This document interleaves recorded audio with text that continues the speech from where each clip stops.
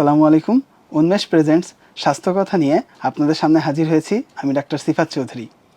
বাংলাদেশের এখনকার এই তীব্র গরমে ডিহাইড্রেশন থেকে শুরু করে হিট স্ট্রোকের মতো মারাত্মক স্বাস্থ্য ঝুঁকি হতে পারে।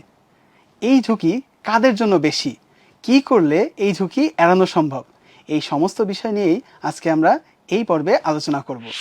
এই পর্বটাকে আমরা 3টা ধাপে ভাগ করেছি। প্রথম ধাপে আমরা আলোচনা করব এই তীব্র গরমে আমাদের কি কি সমস্যা হতে পারে। দ্বিতীয় পর্বে আলোচনা করব এই তীব্র গরম কারা বেশি ঝুঁকিতে থাকবে। তৃতীয় পর্বে আমরা এই ঝুঁকি এড়ানোর জন্য যেই স্বাস্থ্য টিপসগুলো আছে সেগুলো নিয়ে আলোচনা করব। তাহলে শুরু করি প্রথম ধাপ, যেখানে আমরা আলোচনা করব এই তীব্র গরমে আমাদের কি কি সমস্যা হতে পারে। এই তীব্র গরমে আমাদের হিট এক্সজশন, হিট স্ট্রোক এবং ডিহাইড্রেশন এই টাইপের স্বাস্থ্য ঝুঁকির সম্মুখীন হতে পারি। শুরুতেই চলে আসি সবচেয়ে মারাত্মক যেটা হিট স্ট্রোক। হিট স্ট্রোকের ক্ষেত্রে কি কি লক্ষণ দেখা দিতে পারে?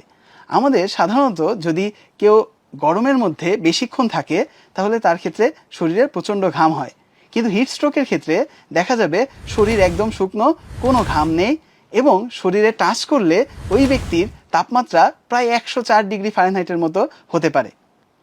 এছাড়া ওই ব্যক্তির ক্ষেত্রে মাথা ঘোরানো, বমি বমি ভাব, তীব্র মাথা ব্যথা, কথা জড়ায় আসা এবং অজ্ঞানও হয়ে যেতে পারে।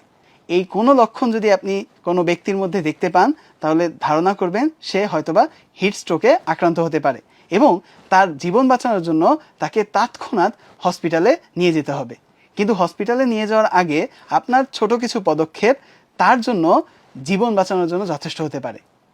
তাহলে কি কি পদক্ষেপ আপনি নিতে পারেন?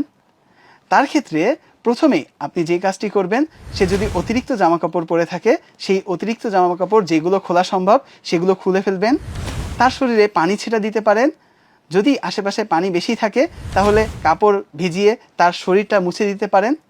যদি আশেপাশে কোথাও বরফ পান সেই বরফটাকে তার বগলে এবং ঘাড়ের নিচে দিয়ে দিতে পারেন।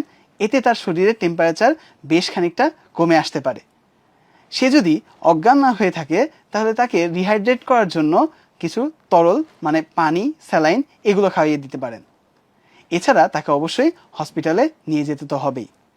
তাহলে এগুলো গেল হিট স্ট্রোকের ক্ষেত্রে কি লক্ষণ আছে এবং তাৎক্ষণিক আমাদের করণীয় কি। এবার চলে আসি হিট এক্সজশনের ক্ষেত্রে।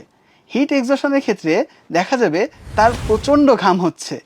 হিট স্ট্রোকে ঘাম ছিলই না, হিট এক্সজশনে প্রচণ্ড ঘাম হবে, শরীর পুরো ঘামে ভিজে যাবে, টেম্পারেচার এত বেশি হবে না হিট স্ট্রোকের মতো, তার মাথা ঘোরাবে, মাথা ব্যথা হবে, বমি বমি ভাব হতে পারে। এগুলো দেখলে বুঝতে পারবেন তার ক্ষেত্রে হিট এক্সজশন হচ্ছে এবং এটা যদি কন্টিনিউ হতে থাকে তার ক্ষেত্রে হিট স্ট্রোকও হতে পারে। এজন্য তার ক্ষেত্রে করণীয় কি? হিট স্ট্রোকের ক্ষেত্রে যে জিনিসগুলো বলেছি ওই জিনিসগুলোই তার ক্ষেত্রে করতে হবে যেন তার শরীরের টেম্পারেচারটা কমে আসে। এছাড়া যেটা রেগুলার হয়ে থাকে আমাদের ক্ষেত্রে এই তীব্র গরমে সেটা হচ্ছে ডিহাইড্রেশন। ডিহাইড্রেশন মানে হচ্ছে শরীর থেকে অতিরিক্ত পরিমাণে পানি এবং লবণ বের হয়ে যাওয়া। এখন আমরা তো মনে করি আমরা তো পানি খাচ্ছি, কিন্তু আসলে পানি খাচ্ছি কিন্তু যেই লবণটা বের হয়ে যাচ্ছে সেই ঘাটতি কিন্তু পানিতে মিটতেছে না। তাহলে আমাদের কি করতে হবে? আমাদের লবণযুক্ত তার মানে ওর স্যালাইন খেতে হবে। এছাড়া ডাবের পানি খাওয়া যেতে পারে, অনেক স্পোর্টস ড্রিঙ্কস আছে সেগুলো খাওয়া যেতে পারে, কিন্তু অবশ্যই পরিমিত পরিমাণে খেতে হবে, না হলে এইগুলোর কারণে আরও স্বাস্থ্য ঝুঁকি দেখা দিতে পারে। তাহলে এই গেল আমাদের যেই সব স্বাস্থ্য ঝুঁকি হতে পারে এবং সেগুলোর ক্ষেত্রে প্রাথমিক চিকিৎসা। এবার চলে আসি আমরা আমাদের দ্বিতীয় ধাপে, কারা এই স্বাস্থ্য ঝুঁকিতে বেশি আছে। এদের মধ্যে দেখা যায় স্বাভাবিকভাবেই যারা শিশু এবং বয়স্ক তাদের ক্ষেত্রে এই স্বাস্থ্য ঝুঁকিটা অনেক বেশি। এছাড়া যারা বেশি রোদে কাজ করে, দিনমজুর, রিক্সা চালক বা এই টাইপের মানুষ, এবং আমরা খুবই ওভারলুক করি বাট স্টুডেন্টস, এরা অনেক বেশি সময় কিন্তু রোদের মধ্যে থাকে। বিভিন্ন ক্ষেত্রে দেখা যায় তারা সকাল থেকেই স্কুল, কলেজ বা টিউশন বা কোচিং এইসব জায়গাগুলোতে দৌড়াদৌড়ির মধ্যে থাকতেছে, যার কারণে সে কিন্তু রোদে এক্সপোজার অনেক বেশি হয়। কিন্তু অন্যদের ক্ষেত্রে কিন্তু আমরা বুঝতে পারতেছি সে আসলে রোদে কাজ করতেছে, এই জন্য তাদের সচেতন থাকতে বলি। বাট স্টুডেন্টদের ক্ষেত্রেও কিন্তু এই জিনিসটা খুবই দরকার, কারণ সে রোদে সারাদিন দেখা যাচ্ছে কোচিং, টিউশন, স্কুল, কলেজ এগুলোতে ঘোরাঘুরির পাশাপাশি আবার বিকালের দিকে খেলাধুলাও করতেছে। সো তার ক্ষেত্রে ঘামের পরিমাণও অনেক বেশি। সো তার ক্ষেত্রে ডিহাইড্রেশনের চান্সও অনেক বেশি। এছাড়া যারা দিনমজুর আছে এবং যারা দেখা যায় যে এরকম রিক্সা চালায় বা অন্যান্য কাজ করতেছে, রোদের মধ্যে যারা কাজ করতেছে তাদের ক্ষেত্রে কিছু স্বাস্থ্য টিপস মেনে চলতে হবে যেন তারা এই স্বাস্থ্য ঝুঁকিটা এড়িয়ে চলতে পারে। তাহলে চলে আসি কি কি স্বাস্থ্য টিপস তারা মেনে চলবে। প্রথমেই এই যে রোদ, এই রোদ এড়ানোর জন্য তারা কি করতে পারে?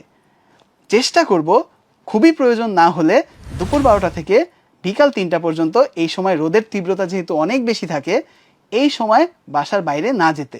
কিন্তু যাদের ক্ষেত্রে যেতেই হয় তাদের ক্ষেত্রে কি করব? তাদের ক্ষেত্রে যাওয়ার আগে চেষ্টা করবে সুতি কাপড়, অবশ্যই সুতি কাপড় পরে যেতে, যাতে গরমটা কম লাগে এবং কাপড় যেন ঢিলাঢালা হয়। পাশাপাশি সে যেই সময়টা রোদের মধ্যে আছে চেষ্টা করবে এই সময়টাতে ছাতা বা টুপি ব্যবহার করতে, এতে রোদটা তার কম লাগবে। সাথে সে কাজের মধ্যে মাঝে মাঝে ঠান্ডা জায়গায় যাবে, যেমন ছায়ার ভিতরে বা ফ্যানের নিচে, এসির মধ্যে থাকতে পারলে খুবই ভালো। এতে তার ক্ষেত্রে ওই রোদের বা তীব্র গরমের যে স্বাস্থ্য ঝুঁকিগুলো, এইগুলো হওয়ার সম্ভাবনা কম থাকবে। এখন আমরা জেনে নিই এই তীব্র গরমে আমরা কি কি খাবার খেতে পারি। এর আগে আমি অলরেডি বলেছি, যেহেতু ডিহাইড্রেশন হচ্ছে, পানি শূন্যতা হচ্ছে, সাথে লবণও আমাদের শরীর থেকে বের হয়ে যাচ্ছে, এর জন্য পর্যাপ্ত পরিমাণে পানির পাশাপাশি আমরা ওটস স্যালাইন খেতে পারি। তার সাথে বিভিন্ন স্পোর্টস ড্রিঙ্কস, ডাবের পানি, লেবুর শরবত খেতে পারি, এতে ভিটামিন সির অভাবও পূরণ হবে। এছাড়াও বিভিন্ন ফল যেগুলোতে পানির পরিমাণ বেশি, যেমন তরমুজ, শশা, বাঙ্গি, এগুলো আমরা খেতে পারি। এই তীব্র গরমে কি কি খেতে হবে সেটা তো আমরা জেনে নিলাম। এখন আমরা জেনে নিই এই তীব্র গরমে কি কি অ্যাভয়েড করতে হবে। প্রথমেই বেশি মশলাযুক্ত খাবার অ্যাভয়েড করতে হবে। ফাস্ট ফুড যত কম পরিমাণে খাওয়া যায় তত ভালো। এছাড়া যেসব খাবার আমাদের ডিহাইড্রেশন করে, যেমন চা, কফি, এগুলো অতিরিক্ত খাওয়া যাবে না। এর পাশাপাশি আমাদের দুপুরের দিকে অতিরিক্ত ব্যায়াম বা কায়িক শ্রম করা থেকে বিরত থাকতে হবে। তাহলে আজ আমরা জেনে নিলাম আমাদের এই তীব্র গরমে কি কি স্বাস্থ্য ঝুঁকি হতে পারে, কারা এই স্বাস্থ্য ঝুঁকিতে বেশি আছে এবং এই স্বাস্থ্য ঝুঁকি এড়ানোর জন্য করণীয় টিপস। এই টিপসগুলো আমরা মেনে চলার চেষ্টা করি, নিজে সচেতন থাকি, পরিবারের অন্যদেরকে সচেতন রাখি। আজকে এই পর্যন্তই। সবাই ভালো থাকবেন।